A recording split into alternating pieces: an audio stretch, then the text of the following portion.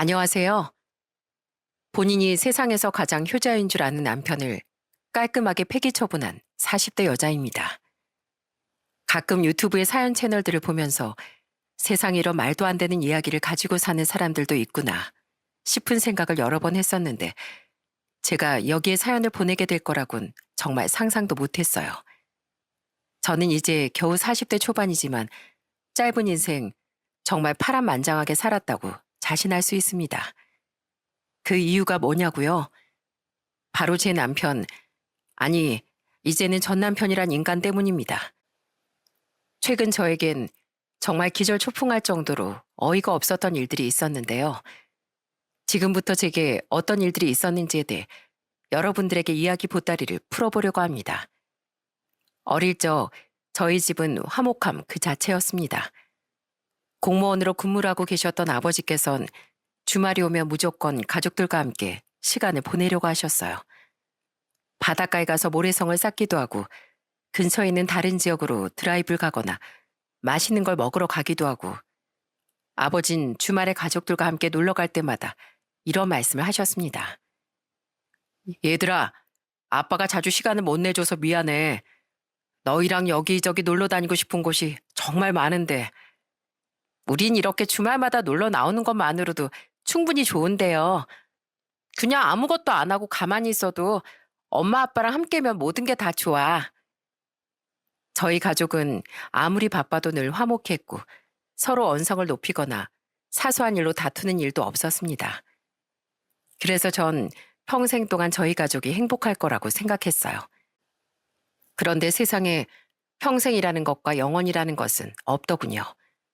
제가 중학교 2학년이 됐을 즈음 저희 집엔 그 누구도 예상하지 못했던 불행이 닥치게 됐습니다.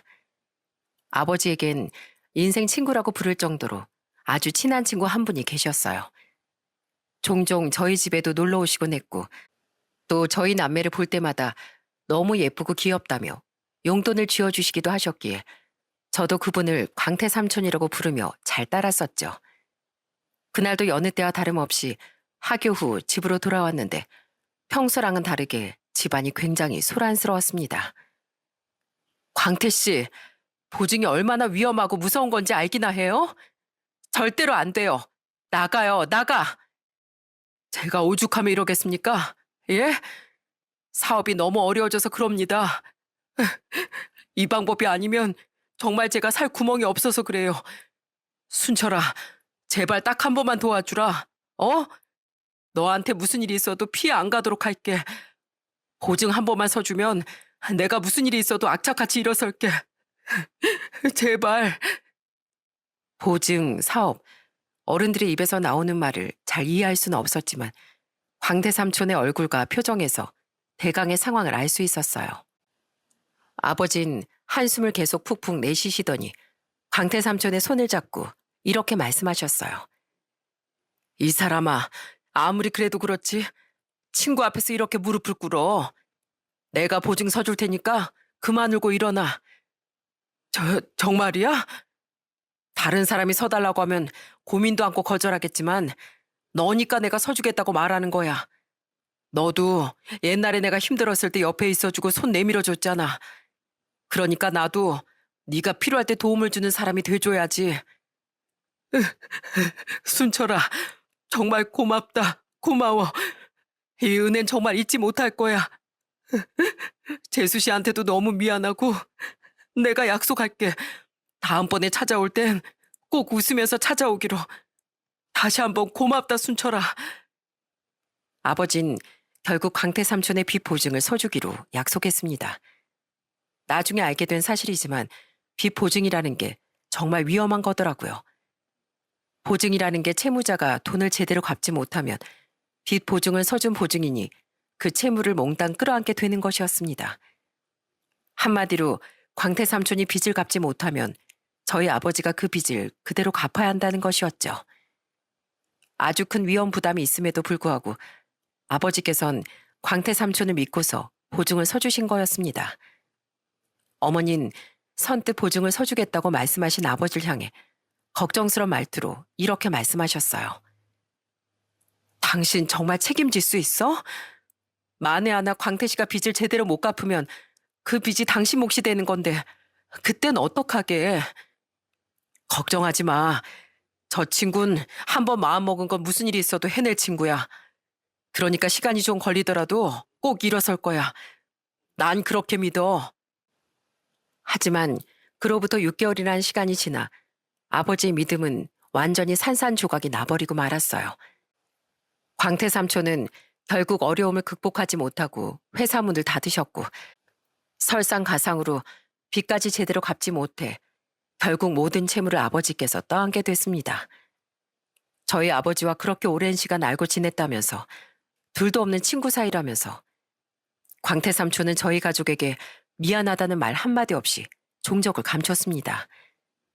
저희 집은 그날 이후부터 완전히 초상집 분위기가 되어버리고 말았죠. 나중엔 웬 낯선 아저씨들이 들어와 저희 집에 빨간 딱지들을 붙이고 가는데 그 모습을 직접 눈으로 보고 나서야 저희 집에 불행이 찾아왔다는 게 확 와닿더라고요. 그 모습을 함께 본 남동생은 무섭다면서 제 품에 안겨 울었고 집안의 모든 곳에 붙은 딱지를 보며 어머님 바닥에 주저앉아 소리를 지르며 눈물을 흘리셨습니다. 왜 우리가 당신 때문에 이런 꼴을 봐야 돼?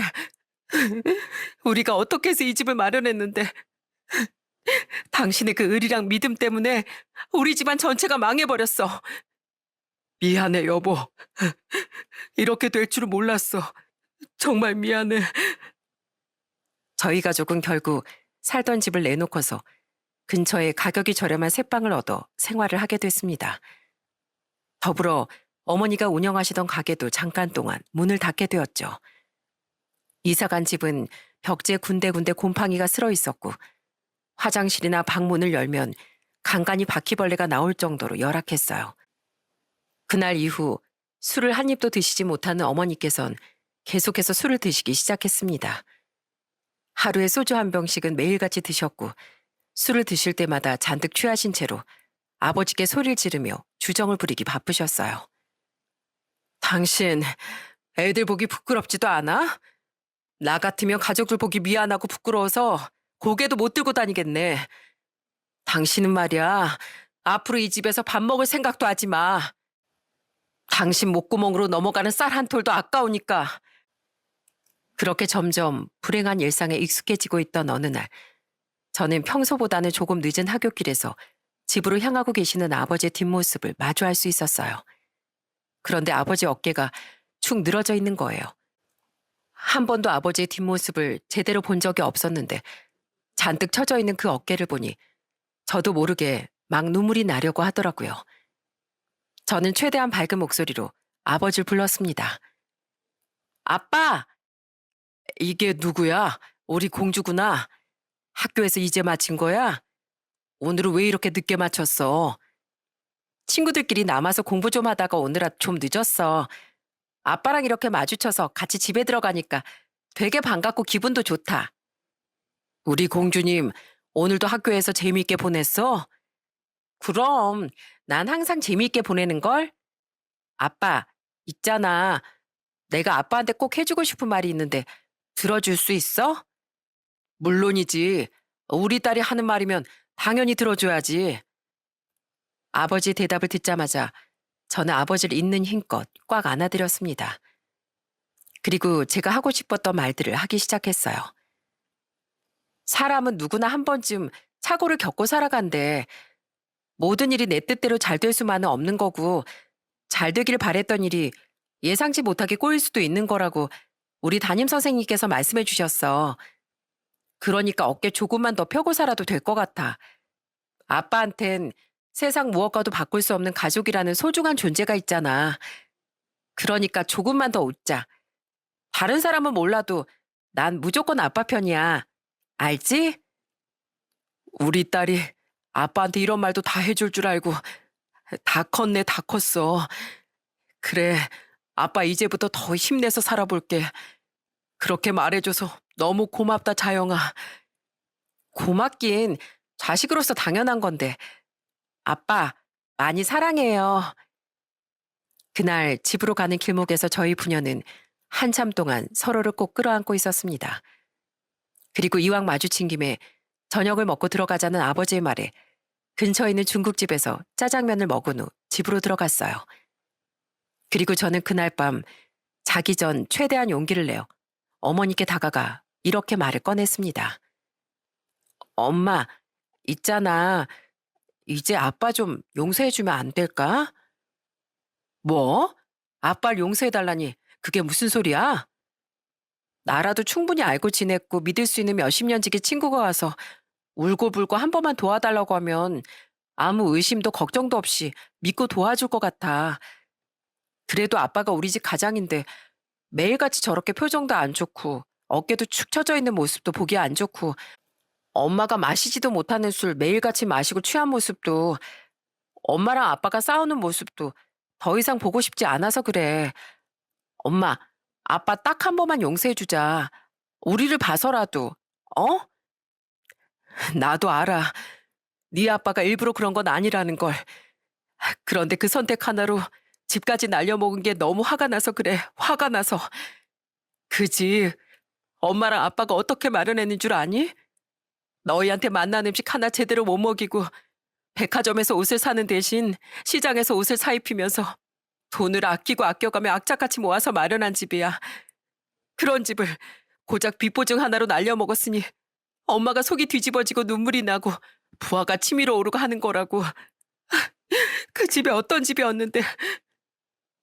엄만 결국 눈물을 터뜨리셨고 전 아무 말 없이 조용히 어머니를 안고 다독일 뿐이었습니다. 이렇게 눈물을 흘리는 것으로 속상한 감정이 아주 조금이나마 풀리길 바라는 마음을 담아서 말이죠. 솔직히 어떻게 빚보증으로 집을 날려먹은 아버지를 용서해달라고 말할 수 있느냐. 당장 이혼서를 내밀어도 시원찮을 판에 라고 생각하시는 분들도 계실 겁니다. 하지만 아버진 정말 단 한순간도 가정에 소홀하셨던 적이 없었기에 아버지께 기회를 한 번 더 주면 안 되겠느냐고 어머니께 말씀을 드렸던 것이었어요.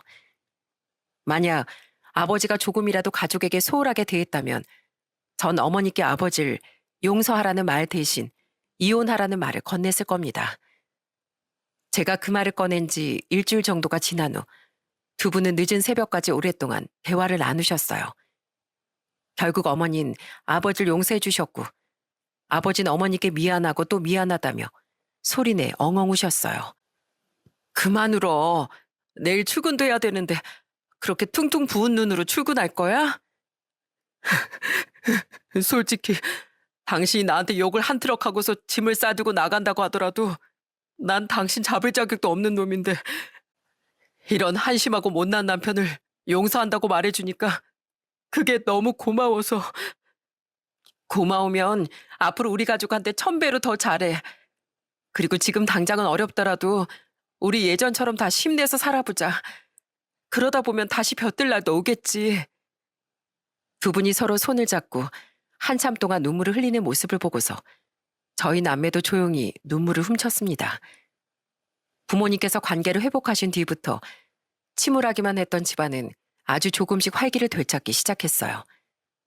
어머니께선 장사를 다시 해보겠다고 하시며 한동안 닫고 있었던 가게 문을 다시 여셨고 아버지께서도 예전에 에너지 넘치는 모습으로 출근하셨습니다. 저희 가족은 마냥 상황을 원망하고 후회하고 눈물을 흘리는 게 아니라 가족끼리 똘똘 뭉쳐 조금 더 힘내서 살아보기로 다짐했어요. 그렇게 부모님이 피땀 흘려 악착같이 돈을 벌고 최대한 아끼고 아껴 돈을 모으신 결과 저희는 새방으로 이사를 온 지 5년 만에 다시 새로운 집으로 이사를 갈 수 있게 됐어요. 딱 제가 성인이 되던 무렵이었죠. 네 식구가 살기 터무니없이 좁은 집에서 다시 아파트로 이사를 오게 됐을 때 저희는 서로 얼싸안고 얼마나 눈물을 흘렸는지 모릅니다. 내가 다신 보증이고 뭐고 그런 실수 저지르지 않을게. 우리 식구 모두 날 한 번 더 믿어줘서 진심으로 고마워. 그 무렵 저도 대학에 들어가 누구보다 열심히 공부했습니다. 졸업을 한 후엔 아버지를 따라 공무원의 길을 선택했어요. 월급은 그리 많지 않았지만 그래도 안정적인 삶을 사는 것이 낫다고 생각했기 때문이었죠. 취업을 하고 나서도 자기 개발하기 위해 지역 내 스터디 모임 같은 곳에 가입을 했고 그곳에서 전 남편을 처음 만나게 됐습니다. 중견기업에 다니고 있었던 남편은 장남으로서의 책임감이 굉장히 강한 사람이었어요. 이남 일녀 중 장남이었던 남편은 시부모님과 동생들을 잘 챙기는 좋은 사람이기도 했어요. 시부모님 또한 처음 제가 인사를 갔을 때 저를 반갑게 맞이해 주셨고 제 손을 잡아주면서 앞으로 잘 지내보자고 웃으며 말씀도 해주셨습니다. 저는 그 모습을 보고 시부모님이 참 좋으신 분들이구나 라는 생각을 했습니다. 저도 이 집 며느리가 되면 잘하고 싶다는 생각이 들 정도였으니 말이죠.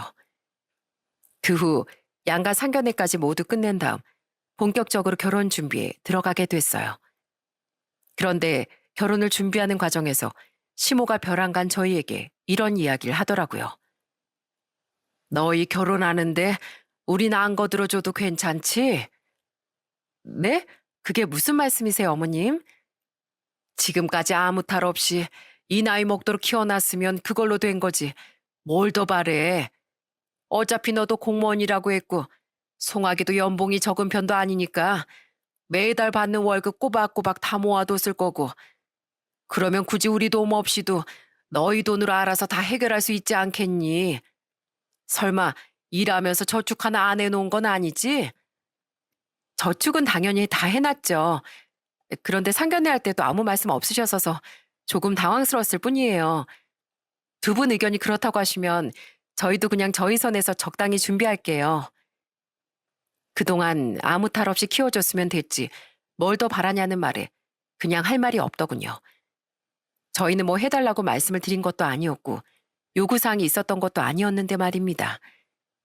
원래 집안에 장남이 장가를 간다고 하면 부모님들이 나서서 뭘 더 해주려고 하지 않나요? 그런데 해주려고 하긴커녕 해주는 걸 바라지 말라는 시부, 시모의 모습을 보고서 약간 이상함을 느꼈습니다. 반대로 저희 친정집에선 저희 부부에게 결혼식 준비 비용에 보태라고 하시며 무려 5천만 원이라는 돈을 건네주셨어요. 이 정도는 있어야 여유롭게 준비할 수 있을 거야. 이걸로 가구도 사고 집 사는 데도 어느 정도 보태고 뭐가 됐든 너희 결혼 준비하는 데 써라. 그리고 이서방, 우린 자네 그 책임감 있는 듬직한 모습 하나만 보고 애지중지 곱게 균 내 딸 보내는 거니까 자영이한테 정말 잘해줘야 하네. 내 말 무슨 말인지 알겠지? 네, 장인어른 걱정하지 마십시오. 믿어주신 만큼 정말 최선을 다해 잘하겠습니다. 아빠, 엄마 너무 고마워. 다 엄마 아빠 봐서라도 이 사람이랑 정말 행복하게 잘 살게.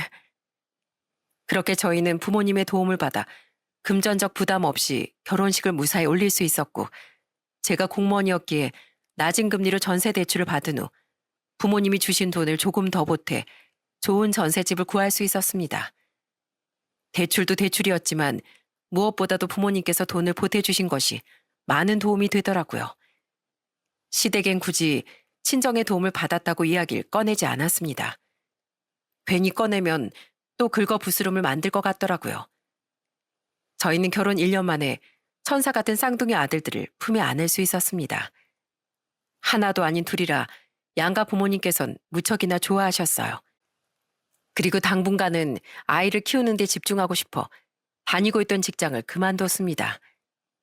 아이들이 태어난 후 시부와 시모는 정말 매일같이 저희 집에 아이들을 보러 왔어요. 품에 끌어안고 어와둥둥 한 번 안으며 내려놓을 줄을 몰랐죠. 그럼 시부와 시모가 자주 왔으니 아이들 돌보는 것에도 도움을 줬냐고요? 아니요.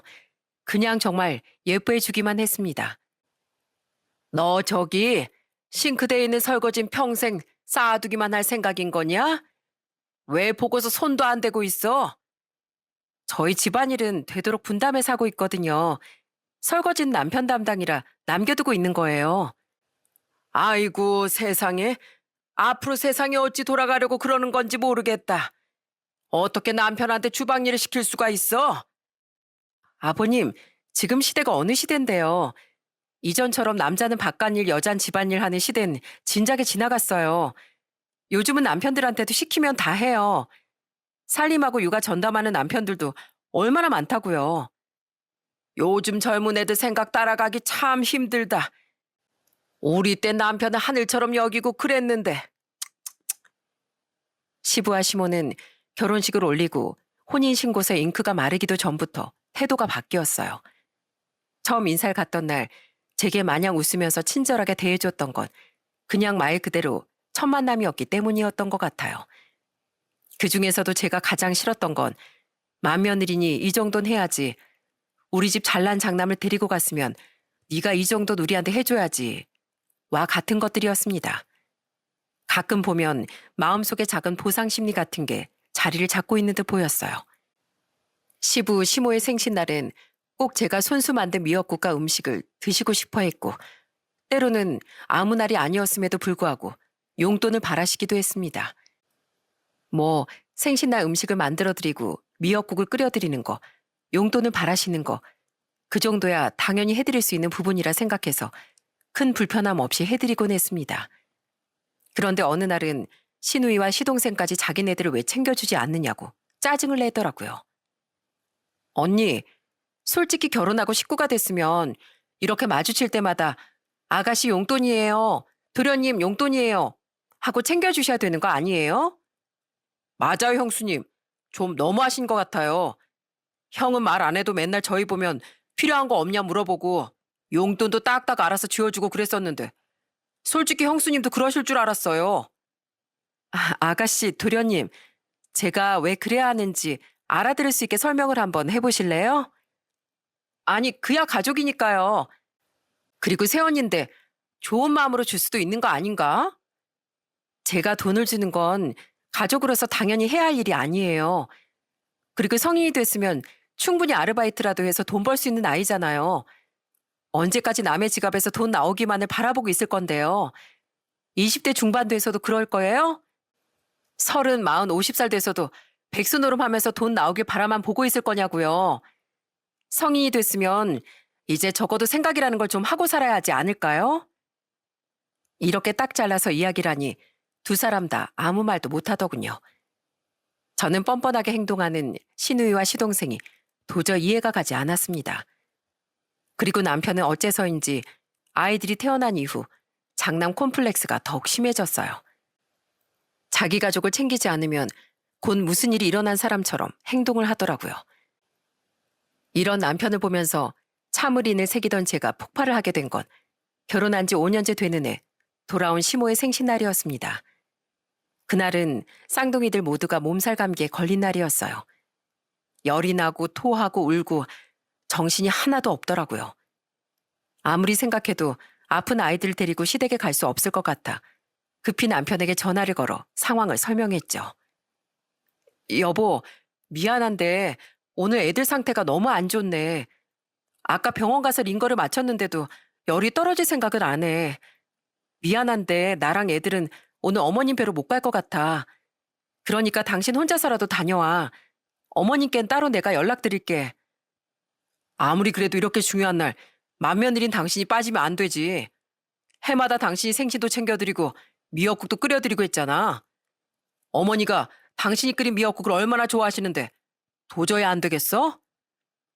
당신 좀 적당히 좀 해, 적당히. 내가 해마다 그런 것도 아니고 올해 한번 빠지겠다는데 다른 이유도 아니고 애가 아파서. 아무튼 난 오늘 못 간다고 말씀드릴 거야. 당신 혼자 가라고 분명히 이야기했어, 난. 이런 상황에서도 맏며느리 타령을 들으니 정말 속이 뒤집히고 무척이나 화가 치밀어 오르더군요. 그리고 저는 남편과의 통화를 마친 후 곧바로 시모에게 전화를 걸어 상황을 이야기했습니다. 그런데 시모도 제 이야기를 듣자마자 마구 화를 내더군요.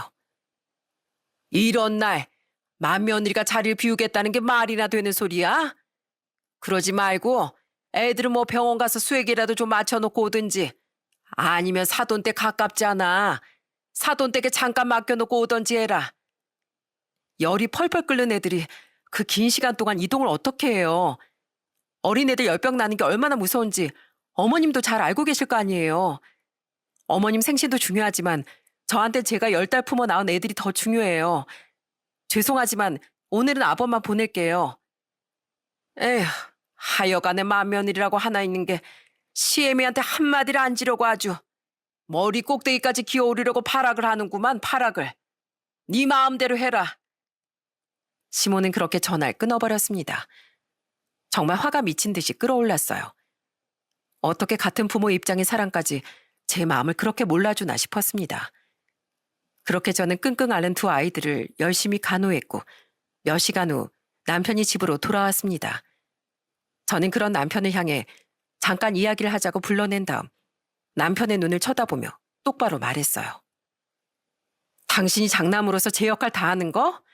난 신경 안 써. 그런데 당신은 이제 가정 있는 사람이야. 장남으로서도 당연히 제 역할을 다 해야겠지만 내 남편으로서 그리고 우리 아이들의 아빠로서도 제대로 역할을 좀 했으면 해. 앞으로 또 한 번 이런 일이 생긴다면 그땐 뒤도 안 돌아보고 이혼이야. 미안해. 안 그래도 오늘 계속 생각했어. 내가 너무 내 생각만 한 것 같아서 마음이 너무 불편하더라고. 많이 기분 나빴지? 다신 이런 일 만들지 않을게. 내가 생각이 짧았던 것 같아. 여보, 미안해. 그 후 한동안 남편이 시댁 문제로 인해 제 속을 긁는 일은 없었습니다. 그날 정말로 본인의 잘못을 제대로 깨달은 것 같더라고요. 그래서 저 또한 딱히 싫은 티를 내지 않고 며느리로서 시댁에 최소한의 도리만 하며 저희 가족끼리 행복을 지키며 열심히 살아갔습니다. 그로부터 5년이라는 시간이 흘렀어요. 저희 부부는 결혼한 지 10년 만에 전세방을 벗어나 자가를 마련하게 됐습니다. 사실 그전에도 이사를 가려면 충분히 갈 수는 있었지만 그래도 사람 마음이라는 게 가능한 집보단 더 좋은 집을 목표로 두고 싶고 그런 거잖아요. 무엇보다도 최대한 대출을 적게 끼고 살고 싶기도 했기에 10년이라는 시간이 걸린 것이었죠. 저희 부모님과 남동생도 저희가 이사 온 집을 둘러보시더니 그동안 참 고생 많았다며 손을 잡고 눈물을 같이 흘려주셨습니다. 그런데 어느 날 예고도 없이 갑자기 시동생이 저희 집으로 찾아와선 절 보면서 정말 터무니없는 소리를 내뱉더군요. 형수님, 저 이 집에 남는 방 한 개만 주시면 안 돼요? 방도 3개나 되는데 한 개는 저 쓰면 되겠네요. 도련님, 미안한데요. 이 집에 도련님이 쓸 방은 없어요. 하나는 우리 방이고 하나는 우리 애들 방이고 하나는 잡동사니 넣어둔 방이거든요. 근처에 찾아보면 저렴한 새방 많으니까 한번 잘 찾아보세요. 마치 맡겨놓은 것처럼 와서 방을 달라고 하다니 이게 말이나 되는 소린가요? 저희 식구들은 고생을 했다며 눈물을 흘려줬는데 남의 집 식구는 냅다 찾아와 방을 달라고 말하는 꼴이라니 두 집안이 너무 상반되어 웃음이 절로 나더군요. 그런데 도련님이 방을 달라고 이야기를 한 건 그저 약과였어요. 이사를 온 지 딱 2년째 되던 날 시댁에서 아주 큰일이 터져버리고 말았어요. 정말 모든 것이 다 뒤집어질 정도로 엄청난 일이었죠. 바로 시부가 네트워크 마케팅, 무엇이냐 쉽게 말해서 다단계 사기를 당해 온 시댁이 나락으로 떨어져 버린 것이었습니다. 30년간 다니던 회사를 퇴직하고 높은 수익을 벌게 해주겠다는 말에 혹해서 다단계 회사에 투자를 했는데 처음엔 꼬박꼬박 약속했던 수익이 들어왔나 보더라고요. 그래서 시부는 이거 진짜 돈이 들어오구나 하고 퇴직금이며 노후자금 그리고 살고 있던 아파트까지 담보로 대출을 받아 투자를 했던 걸로 보였습니다. 말 그대로 욕심이 지나친 거였죠. 그런데 어느 날부턴가 수익금이 들어오지 않더니 2달이 지나고 3달이 지나고 6달이 지나도 투자금이 들어오지 않았다고 했어요. 네, 시부는 욕심을 부리다 사기를 당하고 만 거였습니다. 피해자는 시부뿐만이 아니었어요. 피해자는 수백 명에 달했고 시부는 결국 화병에 알아눕기까지 했어요. 시모는 한순간에 전 재산을 날릴 위기에 처하자 그놈들을 잡아야겠다며 길길이 날뛰었습니다. 그놈들 잡히기만 해봐라. 무슨 일이 있어도 잡고야만 한다. 그런데 다들 아시겠지만 사기꾼들은 무척이나 치밀하잖아요. 주범들은 이미 해외로 떠나버린 것 같았고 잡놈들만 경찰에 잡혀 구속된 것 같았어요. 혹시 몰라 시모가 주범들을 잡겠다고 전국 팔도를 돌아다녔지만 결국 지명수배만 내려진 채 범인들을 잡을 수 없었어요. 하도 곡소리를 하길래 남편과 함께 시댁에 찾아갔더니 세상에 집안이 완전히 초상집 분위기더군요. 신우와 시동생은 시부를 원망하기 바빴고 시모는 목이 다 쉰 채로 울고 있었으며 시부는 가슴을 퍽퍽 내려치고만 있더라고요. 시모는 저희를 보고 울면서 이렇게 말을 했습니다. 집도 조금 있으면 경매로 넘어갈 텐데 이제 뭘 어떻게 해야 하나 싶다.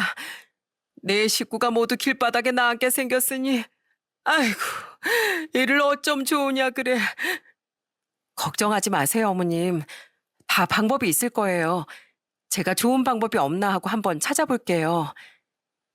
저는 뭔가 법적으로 도움을 받을 수 있는 게 없을까 생각했는데 남편은 저와 완전히 다른 생각을 하고 있는 것 같았어요. 그리고 몇 개월 뒤 시댁의 집은 경매로 넘어갔고 길거리에 아주 나앉게 되는 상황까지 오고 말았습니다. 그런데 그쯤에 무슨 일이 벌어진 줄 아시나요? 지금 생각해도 손발이 다 떨려옵니다. 어느 날 남편이 저녁에 저랑 얘기 좀 하자고 하더라고요. 그래서 설거지를 끝내고 소파에 앉았더니 말도 안 되는 얘기를 꺼내기 시작하더군요. 여보, 있잖아. 내가 생각을 좀 해봤는데 그냥 우리 지금 살고 있는 이 집 우리 부모님한테 넘겨드리고 우리가 다른 곳으로 이사를 가면 어떨까? 우리 부모님이 너무 힘들어하는 모습을 보니까 내가 너무 가슴이 아파 미치겠어. 그래도 내가 이 집 장남인데 부모님과 동생들이 어려움을 겪고 있는데 도와줘야 되지 않겠어? 뭐? 뭐라고? 다시 한번 말해봐. 지금 무슨 말도 안 되는 소리를 하는 거야? 아니, 생각해봐. 어머니 아버지가 두 분이서만 사는 것도 아니고 남동생 여동생까지 같이 살고 있는데 이렇게 길바닥에 나앉게 생겼으니 큰일 난 거 아니겠어? 그러니까 우리가 살고 있는 이 집을 넘겨드리고 우리가 다시 월세살이를 하든 전세살이를 하든지 하자고. 당신 지금 정신이 핵가닥한 거 아니야? 무슨 말도 안 되는 소리 자꾸 하냐고. 입장 바꿔서 한번 생각해봐. 우리 부모님이 만약 어머님 아버님이랑 같은 상황에 놓였어. 그래서 내가 당신한테 이 집을 우리 부모님께 드리고 우리가 이사 가자는 말을 해. 그러면 상식적으로 그래 그러자 이러고 대답할 수 있겠어? 아니 장인어른이랑 장모님은 상황이 다르지. 그리고 지금은 만약을 가정하는 게 아니라 실제 상황을 놓고 이야기하는 거잖아. 당신 부모님은 특별하고 우리 부모님은 그럼 아무것도 아닌 사람들이야? 하긴 당신은 늘 그랬지. 장남 역할 한답시고 본인 집만 각별하게 챙기고 생각해보면 난 맏며느리면 뭘 해야 한다 라고 귀에 딱지가 않게 들었었는데 정작 당신은 우리 부모님한테 맞사이로서 뭘 해드린 게 아무것도 없네. 그래, 그러니까 상황이 다르다는 소리가 나오지. 당신은 어려운 일 생기면 처남이 장인어른 장모님 보살펴드리면 그만이지만 난 장남이니까 당연히 이런 상황에서 내가 부모님을 챙겨드리고 모셔야 그게 정상 아니야? 정상적인 사고를 가진 사람이면 어려운 상황에 처한 내 부모님을 위해서 대출을 받아서라도 내 식구가 살 수 있을 만한 집을 알아보겠다. 그리고 이 집, 누가 보면 당신이 산 집인 줄 알겠다. 당신이 정 이 집을 드리는 게 힘들겠다 싶으면 우리가 부모님이랑 여동생 남동생까지 싹 데리고 살자. 그건 괜찮지? 비록 식구가 많아 집이 좁더라도 충분히 지낼 순 있잖아. 그놈의 장남. 장남 콤플렉스는 이젠 아주 정신병 수준으로 보일 정도였어요. 누가 보면 세상에서 제일 가는 효자인 줄 알겠더라고요. 이전에 있었던 일로 정신을 좀 차린 줄 알았는데 그냥 여태까지 정신을 차린 척하며 연기를 했던 거였습니다. 어쩜 이렇게 어처구니 없는 말만 늘어놓는지 저는 되도 않는 말을 짓거리는 남편을 향해 쐐기를 박았어요. 입장 바꿔 생각했을 때 납득이 안 되는 행동이라면 상대방한테도 똑같이 느껴질 수 있다는 걸 좀 알아줬으면 좋겠어. 무슨 뜻인지는 알지? 지금 여기서 분명히 내 의사는 밝혔어. 내 의견 무시하고 당신 마음대로 밀어붙이면 그 행동에 따른 책임을 져야 할 거야. 난 분명 경고했어. 세상 어떤 사람이 10년 동안 뼈 빠지게 돈을 벌어서 마련한 집을 폭삭 망한 시부모에게 스스럼 없이 내어줄 수 있을까요? 시부모님이 간도 내어주고 쓸개도 빼주지 않는 이상 그럴 사람은 없을 거라 생각합니다. 저는 확실하게 의사를 밝혔으니 정녕 사람이라면 알아들었겠지 싶었어요. 그런데 이틀 후 시모가 제게 전화를 걸어왔더라고요. 아가, 고맙다. 네가 우릴 이렇게까지 생각하고 있을 줄은 몰랐어. 이번 일로 널 다시 보게 됐다. 우리 이번 주 안으로 짐 싸서 집으로 가면 되는 거지? 네? 무슨 말씀을 하시는 거예요, 어머님? 어제 아범이랑 통화 다 끝냈어. 네가 우리 식구더러 집으로 들어오라고 했다면서? 예, 잘 생각했다. 아무리 시대가 변했다지만 시부모가 이런 상황이면 당연히 맏며느리가 나서야지. 그렇고 말고 우리랑 합가기로 했다면서? 너무 고맙구나, 고마워. 그리고 침대 하나만 새로 주문해다오. 우리 딸 송인 침대 없으면 잠을 못 자거든. 알았지? 정말 황당하고 어이없는 상황이었습니다. 분명 남편한테 경고라고 절대 안 된다며 신신당부를 했는데도 남편은 독단적으로 일을 저지른 걸로 보였습니다. 저는 생각과 겨를도 없었어요. 곧장 시모에게 제 입장을 말씀드렸죠. 어머님, 전 남편한테 합가라든지 집을 내주는 건 절대로 안 된다고 분명히 제 의사를 표현했는데 그건 못 들으셨나 봐요? 이 집은 제가 안 먹고 안 쓰고 해서 10년 만에 산 집이에요. 그런데 이 집을 어떻게 드릴 수 있겠어요? 뭐라고? 그러면 우리 아들이 너한테 우리랑 같이 살자고 말했는데 네가 거절을 했다 이 말이야? 나서서 같이 살자고 해도 모자랄 판에 너 아주 싹수가 노라내구나. 옛날엔 이런 일이 있음 맏며느리가 가장 먼저 나서서 시부모 봉양하고 그랬어. 어머님, 부모는요, 둘째 딸인 아가씨가 모실 수도 있는 거고요. 막내 아들인 도련님이 모실 수도 있는 거예요. 능력만 충분히 되면 불가능할 게 뭐 있겠어요. 능력이 없으니까 어쩔 수 없이 장남 맏며느리 타령하시는 거겠죠. 아니다. 능력이 됐어도 장남한테 같이 살자고 하셨으려나요? 아무튼 그렇게 이 집으로 들어오시고 싶으시면 다 들어오세요. 저랑 애들은 이 집에서 발 뺄 테니까요. 왜 그렇게 우리랑 같이 사는 게 싫은 건데? 우리가 너한테 뭐 못해준 거 있냐? 어머님, 저 한 번이라도 제대로 며느리 대우 해주신 적은 있으세요? 결혼할 때도 그렇고 고생한다고 용돈 한번 쥐어준 적 있으세요? 제 입에 먹을 거 한번 넣어줘 보신 적 있으시냐고요? 어머님, 그거 기억하시죠? 애들 아팠던 날 어머님 생신 때 못 찾아뵌다 하시니까 어머님 저한테 뭐라고 하셨어요? 머리 끝까지 제가 기어오른다고 하셨잖아요. 그 말 저 아직도 잘 기억하고 있어요. 이런데 어떻게 제가 같이 살고 싶어 할 수가 있겠어요? 더 이야기하기 싫으니까 이만 끊겠습니다. 내일 오시면 아마 저랑 애들은 없을 거예요. 저는 그렇게 할 말을 끝내고 전화를 끊어버렸습니다. 정말이지 화가 머리 끝까지 나더군요. 어떻게 한 사람의 남편이자 아빠이자 가장이라는 사람이 이렇게까지 제 멋대로일 수가 있을까 싶었습니다. 그리고 전 이혼서를 준비해 집으로 돌아갔고 몇 시간 후 퇴근해서 돌아온 남편에게 이혼 서류를 집어던졌어요. 이혼 서류? 당신 제정신이야? 이혼이라니? 내가 며칠 전에 분명히 말했지. 내 의견 무시하고 당신 멋대로 행동했다간 그 행동에 대한 책임이 따를 거라고. 그 책임이 바로 이거야. 당신한텐 더 이상 나랑 애들이 필요 없을 것 같아서 이제 갈라서려고. 뭐 때문에 그러는 건데 말을 해야 알지. 아까 어머니께서 전화 오셨더라. 당신이랑은 이미 얘기가 끝났다고. 내일 짐 싸서 여기로 오신다고. 난 분명히 같이 살기 힘들다고 말했던 것 같은데. 집 빼야 할 날짜는 다가오지. 살 곳은 못 구하셨지. 그냥 다들 짐 들고 집에 들어오면 당신도 어쩔 수 없이 받아줄 것 같았어. 이미 짐 싸서 들어온 사람들을 내쫓을 정도로 당신이 모지고 독한 사람은 아니라고 생각했으니까. 여태까지 날 한참 잘못 보고 있었네. 미안한데 난 이제 장남 타령하는 당신이랑은 도저히 같이 살 부대 끼면서 못 살아. 아니, 내가 안 살아. 평생 장남 노릇하면서 동생들한테 좋은 오빠가 돼주고 부모님한테 든든한 아들이 되드려. 좋은 남편, 좋은 아빠 못 됐어도 인생에서 그거 하나 정도는 할 수 있겠네. 빨리 이혼 서류 작성해. 이 집에 다시 발들일 생각 없으니까. 내가 그렇게 말하면 겁먹고 잘못했다고 빌 줄 알았지? 나도 이혼하자 소리 얼마나 하고 싶었는 줄 알아? 잘 됐다 그래. 딱 기다려. 내가 바로 서류 써서 줄 테니까. 그리고 양육권은 내가 가지고 갈 거야. 애들 짐도 다 싸놨고 일부러 집에 들어오지 말라고 했어. 이러고 있는 거 보여주기 싫어서. 양육권 내가 가지고 가는 거 동의하지? 그래. 가지고 갈 수 있는 거 다 가지고 가. 나도 당신같이 매정한 여자하곤 단 하루도 못 살겠으니까. 그래, 고마워.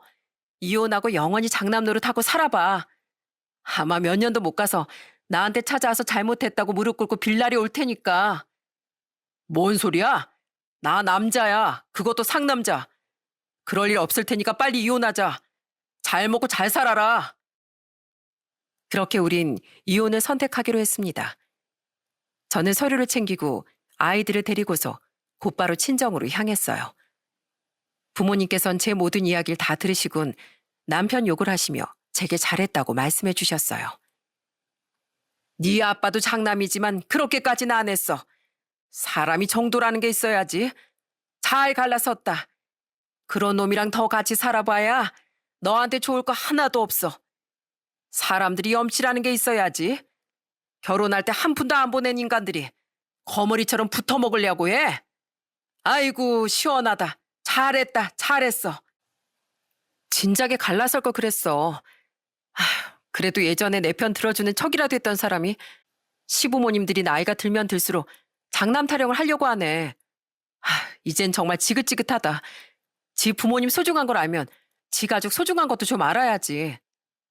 됐어. 달라질 수 있다는 기대를 가지고 살았었는데 이래서 사람은 고쳤을 수 없다고 하는 건가 봐. 그래. 고쳤은데도 어차피 얼마 못 가 다시 고물이 되어버릴 걸. 잘했다. 앞으로 여기서 마음 놓고 편히 지내라. 저는 그날부터 아이들과 함께 부모님과 함께 지냈습니다. 처음엔 걱정도 되고 불안했지만 그래도 부모님 아래 있으니까 스트레스도 안 받고 너무 행복하더라고요. 마음속에 쌓인 응어리 같은 것들이 사르르 녹는 기분이었달까요? 저희 두 사람 사이엔 아이가 있어 이혼 숙려 기간을 가졌었는데 그 시간 동안 남편은 제게 한 통의 연락도 오지 않았습니다. 차라리 연락 한 통 없는 게 시원했어요. 듣기 싫은 목소리 들어서 뭐 하나요? 결국 우린 최종으로 이혼을 하게 됐습니다. 재산 분할도 제가 아파트를 장만하면서 들어간 돈이 더 많았기에 제가 더 유리하게 받을 수 있었고 양육권도 받아낼 수 있었어요. 양육비도 매달 60만 원씩 받기로 했고요. 이혼이 확정된 그날 아직도 잊을 수가 없습니다. 마치 지옥에서 해방되는 날인 것만 같았어요. 다만 아이들에게 이런 모습을 보여주는 게 미안할 따름이었죠. 아이들은 그래도 친정 부모님 밑에서 씩씩하게 잘 지내주었답니다. 그렇게 얼마나 지났을까요? 2년이라는 시간 동안 애들도 딱 5번밖에 보러 오지 않던 남편이 어느 순간부터 애들도 보지 않더라고요. 그냥 무슨 일이 있나 보다 하고 신경 쓰지 않았죠. 그런데 2년 6개월이 지날 무렵 남편은 뜬금없이 초췌한 모습으로 저희 친정에 찾아오는 게 아니겠어요? 그동안 무슨 일이 있었는지 남편은 정말이지 꼴이 말이 아니었어요. 덥수룩한 수염에 살은 얼마나 빠져있는지 예전의 남편의 모습은 보기 힘들었어요. 친정 아빠는 남편을 보자마자 집 안으로 들어오지 못하게 막으며 소리를 치셨습니다. 여기가 어디라고 찾아와? 사람이 양심이 있어야지. 꼴도 보기 싫으니까 당장 나가게. 장인어른, 장모님, 애들이 보고 싶어서 왔어요. 그리고 자영이 한 번만 보게 해주십시오. 예? 애들 엄마한테 제가 꼭 하고 싶은 말이 있어서 그럽니다. 저는 저를 찾는 전 남편에게 다가갔습니다. 무슨 말을 할까 궁금했거든요. 그리고 양육비도 밀려 있었기에 전할 말도 있었어요. 와, 천하의 이송아 꼴이 말이 아니네. 나한테 대체 무슨 할 말이 있어서 이렇게 처절한 꼴로 찾아왔을까?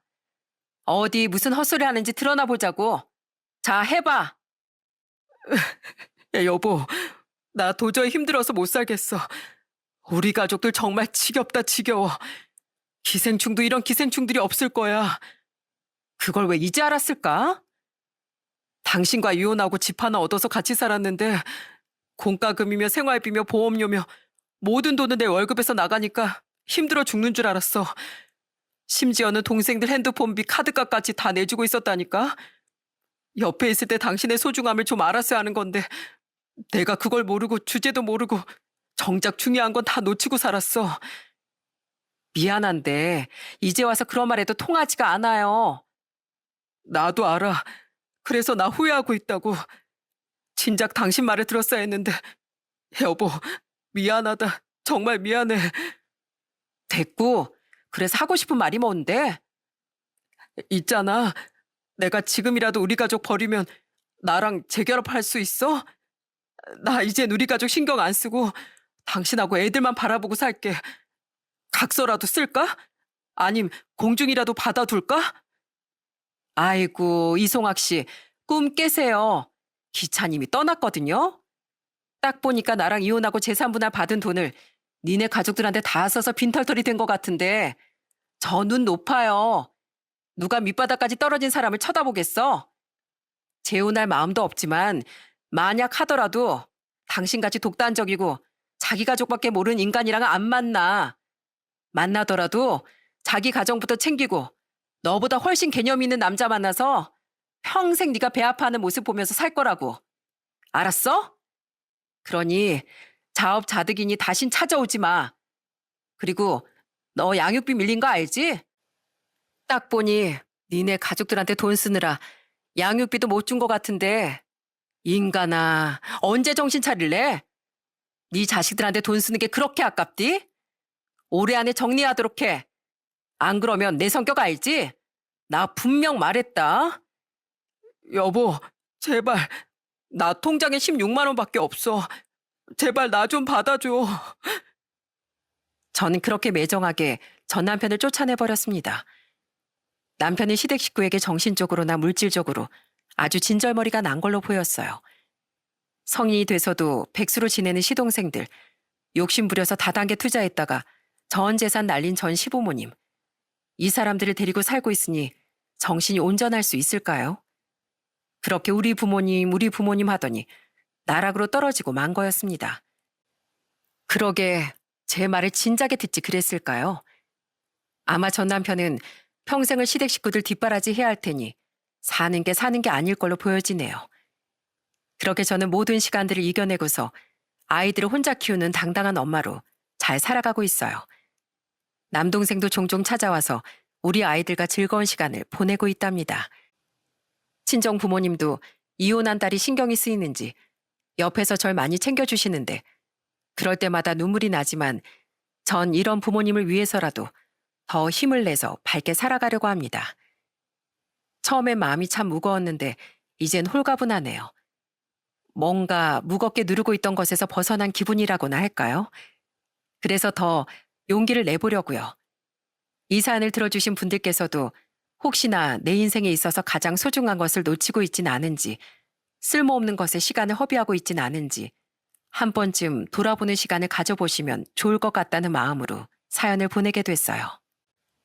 우리 구독자님들 항상 힘내시길 바라며 가족과 행복한 하루하루 보내시길 바랍니다. 제 사연은 여기까지입니다. 끝까지 읽어주셔서 감사합니다.